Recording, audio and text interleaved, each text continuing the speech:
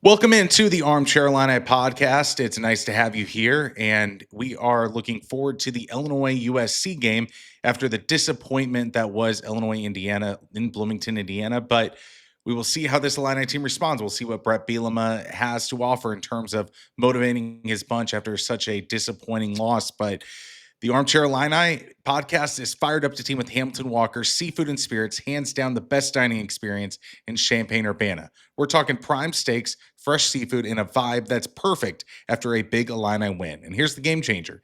Every single home game, we're giving away a $100 Hamilton Walker's gift card on our social media. That's right, dinner on Armchair Illini. Follow Armchair Illini and Hamilton Walker's on Facebook, Instagram, and Twitter to get in on the action and experience Hamilton Walker's, where Champaign-Urbana comes to celebrate. There wasn't a lot of celebrating last Saturday for the Illini as we get into this game against USC on Saturday, this upcoming Saturday, pardon me. And we have Conor Morrissette from USCfootball.com. And how are you doing? Doing well, Austin. Thank you for having me. I appreciate it. Absolutely. So let's get into what you learned about the USC Trojans whenever they defeated the Michigan State Spartans. Sure. So when the season started and when the schedule came out, everyone thought that USC was going to go 4-0. That was sort of the expectation. They started with two non-power four teams, blew both of them out, and then it was at Purdue, and they're rebuilding and hosting Michigan State. USC, even though they lost a couple games at home last year, was pretty good at home. So that was the expectation. And kind of the style points of how those victories played out were going to give a good indication into how the season's going to be. And for me, yes, there have been some issues in the secondary, but USC's been better than I expected. And it starts with quarterback Jaden Mayava, who came in last year, started the last four games for USC, threw 6 picks in those games, lost 3 fumbles. He has been fantastic, fabulous, incredible. There's not a lot of adjectives that sum it up for how good he's been. He's been just remarkable. There's a stat. I think he's the only college quarterback in the history of the game to throw 9 touchdowns with a over 70% completion percentage, no interceptions, and 4 rushing touchdowns, something like that. Like, he's doing stuff that hasn't been done before, which is crazy after the turnovers last year. So he's been great. The receivers have been as advertised. The offensive line has been a pleasant surprise. The running game is really strong. Defensively, USC leads the nation in sacks. The linebacking core, led by Eric Gentry, has been solid. Desmond Stevens has been a little up and down, the sophomore who's starting for the first time. But when you have Gentry in there, he makes a big difference. And then the secondary hasn't been great, so that's probably the one weakness. And I know USC, they haven't played a great schedule so far, but for what we expected going in, the Trojans have certainly outdone those expectations so far, and Lincoln Riley is really confident. I haven't heard him talking about the team the way he's talked about them on this year and in the last couple of years. So they're feeling pretty good heading into this Illinois matchup. What has changed from last year to this year in terms of personnel and the way that the coaching has motivated this team? The personnel, it's been a big change. So the fact that Mayava is starting the year as QB1 has helped with his confidence, and he just looks really locked in.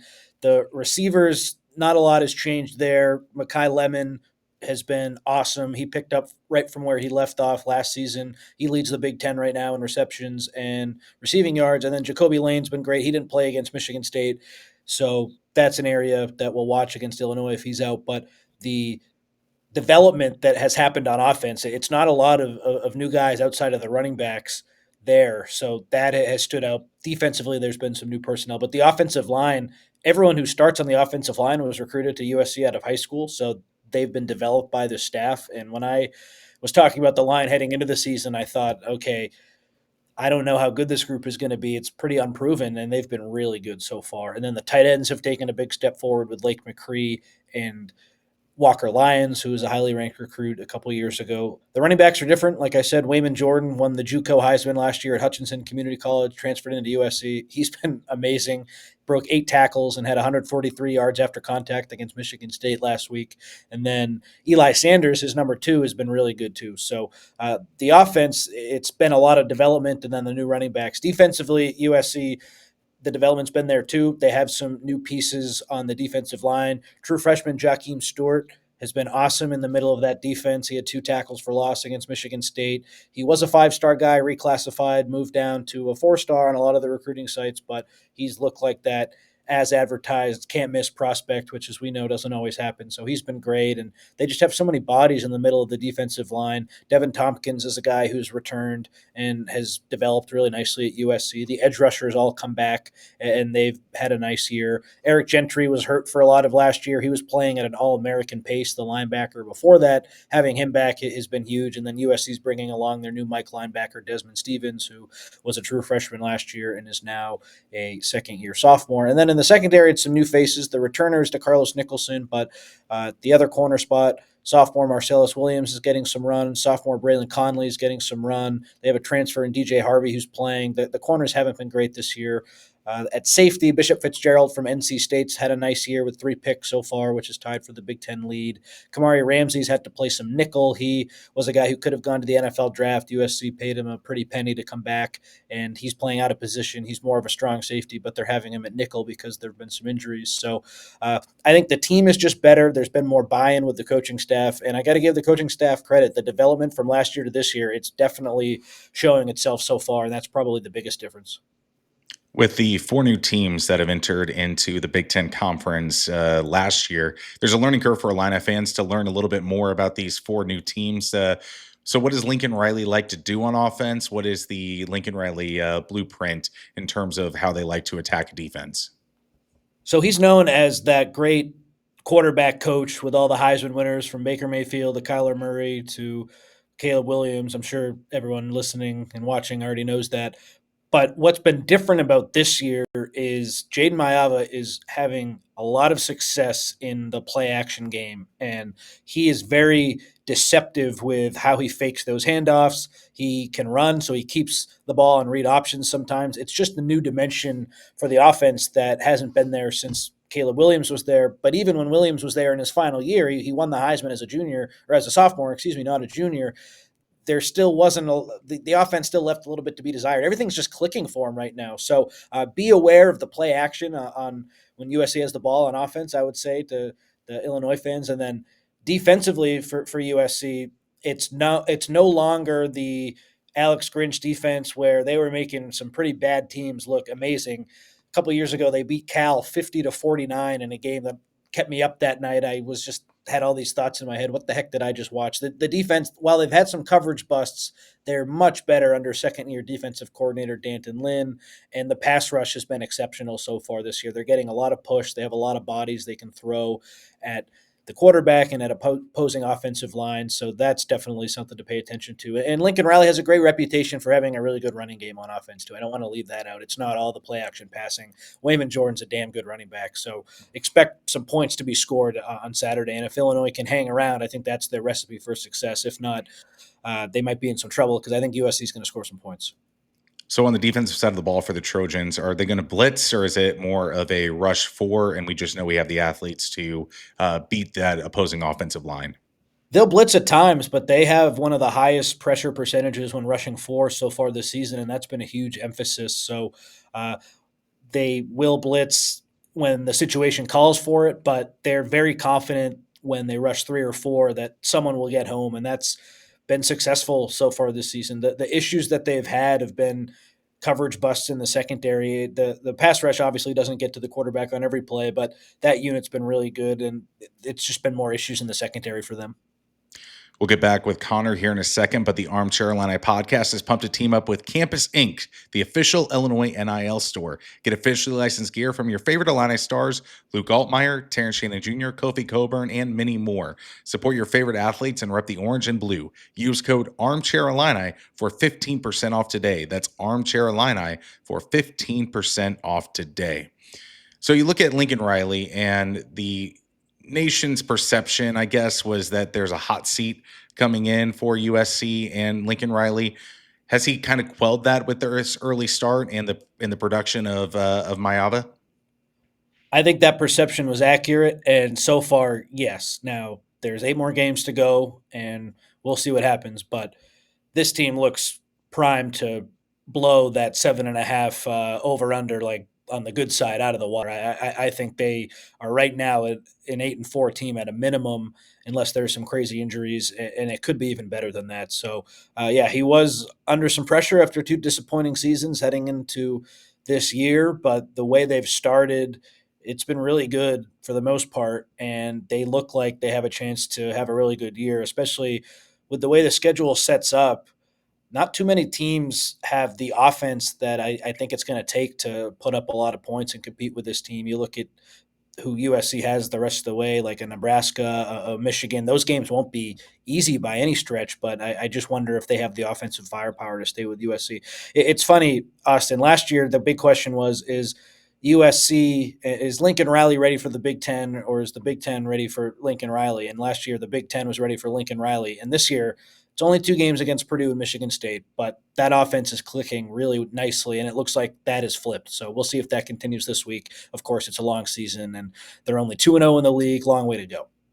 I mean, you brought in two of your big time Pac 12 counterparts in Washington and in Oregon. But how do you make the competition level between the old Pac 12 and this current Big Ten? How big of a step was it for USC to adjust to that level? Last year certainly was an adjustment, and the fact that they finished 6-6 showed that. And they had some unfortunate injuries. There was some stuff working against them last year. I don't want to make excuses. You are what your record says you are, but that was a team last year, USC, that had the lead in 5 out of their 6 losses in the fourth quarter, and then they just, for whatever reason, couldn't execute. So they definitely got unlucky at times. They didn't execute when they needed to. It just, everything that could have gone wrong in those road games especially went wrong. So they weren't ready for the Big Ten for sure, but there was also some self-inflicted stuff. So what did they do to get better? They really prioritized that defensive line and getting some bigger bodies there, whether it's true freshmen, whether it's Kentucky transfer Keyshawn Silver, Jamal Jarrett, who had that thick six against Purdue, the 360-pound defensive tackle, that they knew that they needed to increase their trench play and get better there. That was on the offensive line too, and they didn't add many transfers there. They added one who was ruled ineligible. That was just all development. So tip of the cap to Lincoln Riley and offensive line coach Zach Hansen. But that was where they wanted to take a step forward after being 6-6 last year and struggling in the Big Ten. They wanted to get better trench play, and so far they have. Everyone saw the embarrassment that Illinois had against Indiana. So, what is the perception of this matchup from the USC writers and the USC fan base? Well, as you can probably tell from me talking, I'm pretty confident that USC will win this game. I feel like heading into the weekend, not the only, but one of the big things that is in Illinois' corner is like college football is wacky. You never really know what's going to happen. And when that's the best thing you have going for you, I don't think you're in a good spot. But I know in the secondary, Illinois is getting some guys back and Luke Altmaier's experienced. I just don't understand why the Illinois offensive line has been struggling the way it has. That's been a mystery to me. So I think USC fans are kind of split. Everyone is pretty confident that they'll walk away with a win. Some people are still scarred from last year, but there's a group that think just win at all costs. Style points don't matter. It's homecoming for Illinois. USC's getting them at a bad time after they were just blown out by Indiana. And then I think there's another group that's really confident. They think Lincoln Riley's figured some things out. They saw what Illinois did last week against Indiana, and they're thinking, okay, if that team, even though it was on the road, scored over 60, what can USC do? An offense that has some similar firepower to Indiana. So I'd say I'm somewhere in the middle. I think USC has a good chance to cover the spread. I saw earlier it's on DraftKings up to 7 points. I think USC can win this game by 10. And if Illinois is really in trouble and it gets ugly, that's a possibility too. And then it's a possibility the other way that it's a close game because USC on the road, they haven't been great historically in the Big Ten. It's a smaller sample size, so I'm pretty confident USC could win. But there's a whole bunch of things that could play out, and I'm not exactly telling people stuff that they don't know. So that's kind of where I stand. I think, as I said too, that's where the fan base stands too. So an upset is certainly possible, but after last week, it's just kind of hard to fathom that, I think. How has the West Coast teams that you've seen, how have they adjusted to the time zone adjustments that you have whenever you go to the Eastern time zone or the Central time zone? Not great, especially for USC. They were 0-4 in road games outside of Los Angeles last year, so that was a problem. And then that Purdue game, That was in the Eastern time zone, and USC won. They were, I think, 0-13 in the Central or Eastern time zone, dating back to 2012 before then. So obviously, that's not good. Smaller sample size again. I think all that matters when the game is on the margins and the two teams are close. And I'm not totally convinced that Illinois is as close to USC as some people think right now, but I don't want to be the USC honk who comes on the Illinois podcast and just says USC is gonna dominate. But what I'm trying to say is I think when there's just a big gulf in talent, you can kind of throw some of that stuff out the window. And that is my feeling, but I am nervous to say that maybe the game will be close and I'll eat crow. But I think that matters when the games are competitive on the field. And I'm not saying it's not going to be competitive, but like this USC offense right now is just doing really, really well, and it's doing much better than I anticipated. I'm having a hard time seeing Illinois able to score enough points to stay in this game when they have right now allowed the most sacks in the Power Four, and USC has the most sacks in the Power Four. Like that, it's common sense. I don't know how that's going to stand that Illinois offensive line. So that's kind of my feeling on. I know I'm taking this in a different direction. So it's certainly something to pay attention to. But if there is a difference in class, then it might not matter. No, I totally get you. I want to write the mystery novel that is the Illinois offensive line going from last year to this year. It's definitely something that I was not ready for in terms of prognosticating what this season was for the Illini. It's definitely been a mystery for sure. Two more for you. Number one is, how did the USC fans like being in the Big Ten, or do they wish they were back in the Pac-12 and wish the Pac-12 was still a thing? How are the USC fans feeling about where they're at in college football? If money was no object, everyone wishes the Pac-12 was still here, and they loved the trips to Stanford and Cal, and just having closer road trips made a big difference. So that's where I'll start. But everyone is really happy with the rev share that USC is getting from the Big Ten Conference. It was way bigger than anything the Pac 12 could have gotten, even if they had stayed at those 12 teams. Now, if Larry Scott a couple of years back had added Texas and Oklahoma, maybe things would be different. But uh, because of the money, USC just has to accept the fact that some weeks they'll play at 8 p.m. Pacific, and then the next week they might play at 9 a.m. Pacific, the latest kickoff time to the earliest. It's not ideal. People have complained, but I think every USC fan will say this was the right move because of the money, and that's just the unfortunate reality. Conor, I know you have USCfootball.com. I don't know if you have made a prediction on that website, and I don't want to spoil it for you. But if you haven't, if you have made a prediction, what is your prediction for this game? It will come out tomorrow, but I'm fine to share it. So I have USC winning 31-21, but then I got a text. I guess the over under is like 60. So having that at 52 makes me think, oh, there will probably be more points than that. But I'll go with what I said originally, 31-21. USC, their defense, they're going to give up some points. Illinois should be able to move the ball, should be able to score. I'm sure some drives will stall with sacks, and it's not like they'll score every time, but USC's been susceptible this year to some drives from everyone they've played, and that's including Missouri State, Georgia Southern, Purdue, and Michigan State. The difference is USC's punted 3 times in 4 games. The offense has been amazing, and I don't really see that slowing down too much. So maybe 31 is a little low. They scored 33 at Purdue, so that's kind of where I'm at. I think Illinois should be a little better than Purdue, but yeah, 31-21 is my pick. Yeah, I definitely see this as a matchup where USC scores touchdowns and Illinois scores field goals. And I don't think that's going to be the mathematical equation Illinois wants on Saturday. So I do have a USC victory as well. But where can people find you, Connor? Where can people find your work? Yes, USCfootball.com, like you said, and then I'm on X at C_Morrissette. And I have an Instagram that I need to do a better job of posting. So if you're on Instagram, I guess you can look for me there. But if you're expecting some new content, I don't think you're going to be too happy. Good. Connor, I appreciate your time tonight, and have safe travels to Champaign. I know it's going to be quite the trek from Los Angeles to Champaign. It's not an easy path to get here. Thank you. Yeah, we'll be heading to Chicago and then driving through.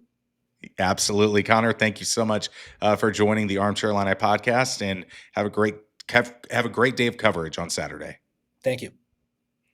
And that was Conor Morrissette from USCfootball.com. Like, share, and subscribe at Armchair Illini, armchairillini.com for the best work for Kirkland and Alex. So armchairillini.com, at Armchair Illini on all the social medias. And this Saturday, I have a big time interview in person.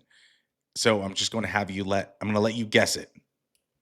Guess in the comments on who you think that I'm going to be interviewing on Saturday. This has been the Armchair Illini podcast, ILLINI.